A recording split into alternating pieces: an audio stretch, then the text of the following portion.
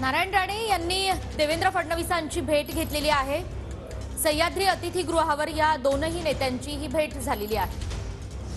नारायण राणे आणि देवेंद्र फडणवीस यांची भेट झाल्याची महत्त्वाची बातमी आपण पाहतोय। सह्याद्री अतिथीगृहावर देवेंद्र फडणवीस आणि नारायण राणे यांची ही भेट झालेली आहे आणि भेटीचं कारणही लवकरच आपण जाणून घेणार आहोत। सध्याचे महत्त्वाचे अपडेट्स आपण पाहतो आहोत। सह्याद्री अतिथीगृहावर नारायण राणे आणि देवेंद्र फडणवीस यांची भेट झाली आहे। ही दृश्य आपण पाहतो आहोत। सह्याद्री अतिथीगृहावरची भेट झाल्यानंतर नारायण राणे या ठिकाणी दिसतायत। देवेंद्र फडणवीस आणि नारायण राणे या दोनही नेत्यांची सह्याद्री अतिथीगृहावर ही भेट। त्यांच्या भेटीमध्ये नेमकी काय चर्चा झालेली आहे, कोणकोणत्या मुद्द्यांवर चर्चा झालेली आहे ते जाणून घेणं महत्त्वाचं असेल।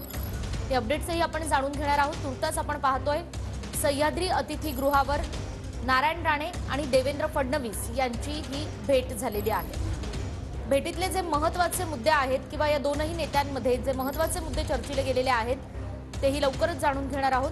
अधिक माहिती आपण घेऊयात आपले प्रतिनिधी नंदकिशोर गावडे यांच्याकडून। नंदकिशोर, या भेटीमध्ये नेमकी काय चर्चा झाल्याचं कळतंय? यांनी ट्विट करत मराठा आरक्षणाबाबत एक आपली भूमिका मांडली होती आणि त्यानंतर जर पाहायला गेलं तर देवेंद्र फडणवीस आणि केंद्रीय मंत्री नारायण राणे यांची ही पहिलीच भेट म्हणावी लागेल। मुंबईतील सह्याद्री अतिथीगृहामध्ये देवेंद्र फडणवीस हे अनेक मंत्र्यांना किंवा आमदारांची कामं आहेत ती मार्गी लावण्यासाठी बैठका घेत असलेल्या आपल्याला पाहायला मिळते। याच दरम्यान एकंदरीत केंद्रीय मंत्री नारायण राणे यांनी सुद्धा भेट घेतलेली आपल्याला पाहायला मिळते। सुमारे अर्धा तास संपूर्ण बैठक झाल्याची माहिती आहे। नेमकं बैठकीत नेमकं काय झालं याची माहिती जरी समोर आली नसली तरी प्राथमिक माहिती अशीच आहे की देवेंद्र फडणवीस आणि केंद्रीय मंत्री नारायण राणे यांनी जर पाहायला गेलं तर मराठा आरक्षण किंवा इतर विभागातील कामाबाबत चर्चा झाल्याचं सुद्धा केंद्रीय मंत्री नारायण राणे यांच्याकडून सांगण्यात आलेलं आहे। त्यामुळे मराठा आरक्षणानंतर आपली भूमिका जाहीर केल्यानंतर पहिल्यांदाच नारायण राणे यांनी उपमुख्यमंत्री देवेंद्र फडणवीस यांची भेट घेतलेली आपल्याला पाहायला मिळते।